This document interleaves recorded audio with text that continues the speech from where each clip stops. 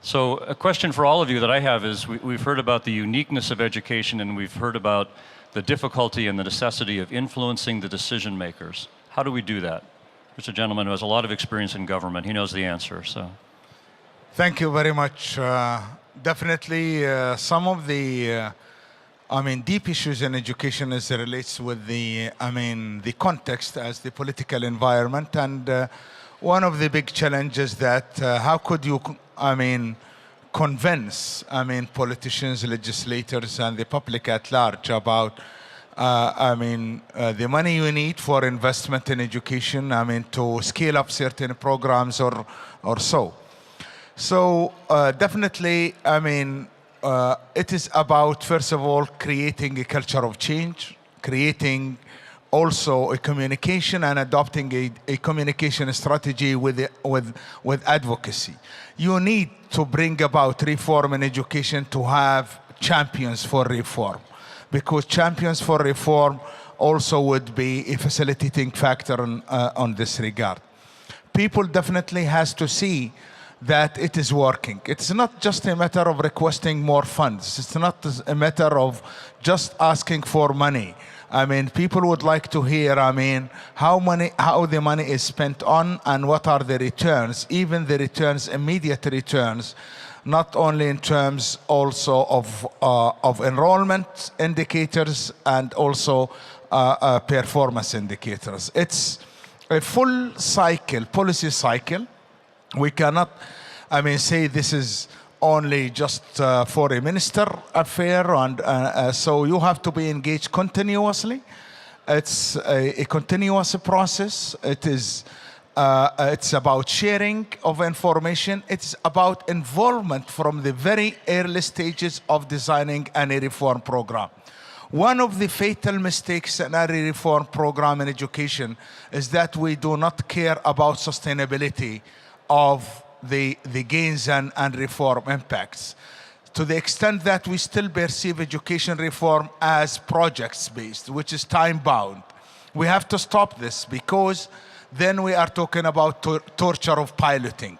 We need a systematic reform, a holistic approach, where education has to be perceived as a social process that would bring about better citizens, and involvement of many people, many stakeholders, sharing of them, involving them is critical aspects. Thank you. Thank you. Our other colleagues, comments about how we get the decision makers to move and make these things happen? Well, from our experience, of course, all I have is our experience, is that NGO activity is extremely important. And NGO activity based on evidence, presenting the policymakers evidence on education is extremely important. And establishing dialogue not only with the ministries, the concerned bureaucracy, and the leadership, but you have to really go deep down into the policymaking, within a policymaking content. This is extremely important. You sort of have to open the doors, the windows of ministries to fresh air that comes in from the society, from the marketplace. And I often find those doors very, very closed. NGOs, through policy advocacy, could play an extremely important role. And in my country, I think within the past years, in the past 10 years, we have made some dent in the policy-making scene of the Ministry of Education. You have to, as NGOs, one of the other problems, I think, you have to establish credibility, both with other stakeholders of education in the society and also with the ministry itself. You have to establish a sort of trust, credibility, so that the evidence you present is taken seriously. I'll stop here. I could say a lot more, but I'll stop. It's a big topic. So opening the doors and windows of the ministry, impact of the marketplace, something you know something about? That's not good enough, because the problem is what economists call as a time inconsistency. The benefits of investment in education are over a very long term. They're highly diffused. They're not instantaneous. They're not immediate. They're not so visible as to attract the political oversight. The politicians' sights are on immediate gratification, and education does not perform that. So why should they, in order to win the 5-year electoral cycle, invest their energies and their money into something for which there are no tangible and visible results during that 5 years? And that is a time inconsistency problem.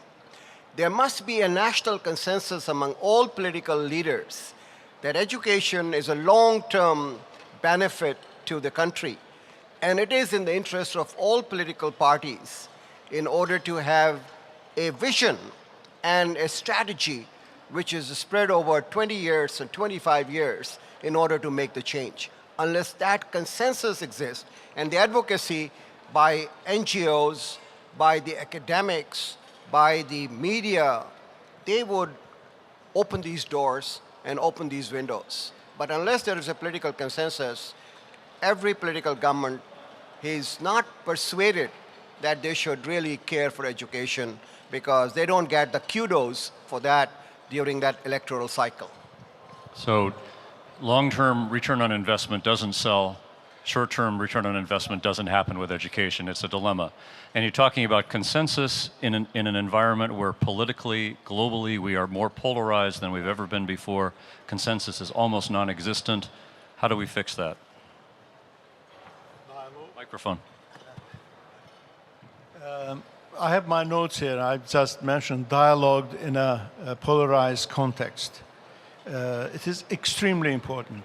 And I think dialogue based on evidence, based on serious study, based on serious research is extremely important. And NGOs, I think, come in very strongly at this point. Of course, I agree with you. You know, consensus is important, but the question is, how do you build that consensus? Of course, if you have electoral cycles and changing governments and coalition governments, you don't have political stability. If you don't have political stability, policy making becomes very, very difficult. You either have long-term one-party governments for education reform, or you have consensus. Here, I think, again, I would like to underline it. Within a democratic framework, participatory framework, consensus building, NGOs should help build consensus. NGOs should help transcend the polarized context. And how do you do it? Again, I underline it. You do it through evidence. So on the note of evidence, at least in the United States today, there is a political tendency to ignore scientific outcomes because they're not convenient and they don't correspond with existing ideologies. So what does one do in a situation like that? Be patient. Well, definitely these are valid arguments in terms of, let me just, point out that there are, certain issues that relates also to this in terms of political framework that drives the education policy itself. One of them is, they are great ideas, but in terms of practice and implementation, many things would lose its meaning. One of them is the movement towards standards in education. Around the world, we hear about standards. What students should learn and be able to do. Curricular standards, professional development standards, ICT and education standards, and so forth. Unfortunately, there are two things. One of them that in practice, standards in education becomes standardization of education, which kills the innovation in education. That is, bringing everything in education, in the same procedure, in the same way it is moving. That, there is no innovation when it comes to standardization. The second thing, and here it relates to science, and in terms of also performance and standards. This is a valid argument. I know that there are many countries now, and here I would like to capitalize on what is called here in this part of the world, the Arab Spring. By the way, the Arab Spring is not an outcome of a somehow it is because of engagement and at the political level. It is not because of economic situations or unemployment.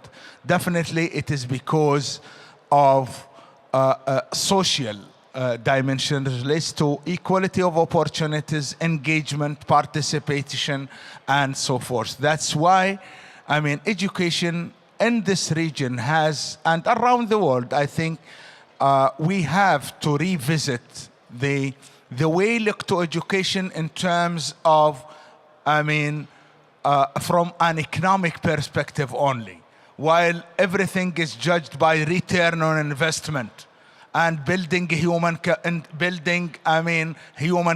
in a sense that, I mean, this is an input for an engine of growth in itself.